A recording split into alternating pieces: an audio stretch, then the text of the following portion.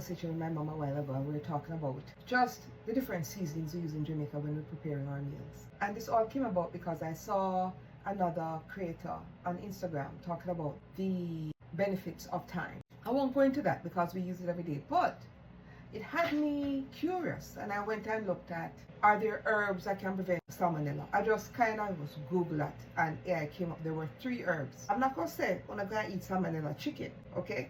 I'm just saying there's a reason generations of people do certain things. 3 herbs that are good with combating salmonella and other. And the 3 herbs are oregano, which Italians use a lot, thyme, which Jamaicans use a lot, right? You know how we season food. And we left meat out the door overnight, okay? And there is cloves as well.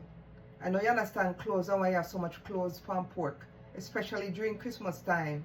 All 3, can you imagine? So I say this to say, a lot of us come here and we will see how different cultures season food with just salt and black pepper. We know for a fact, our generations knew long before, say, we put certain herbs and combine them for a reason. So don't forget where you come from, right? Make sure so you still are using the scallion and thyme. Now rely upon sauce and salt and pepper for the food. All right, little more.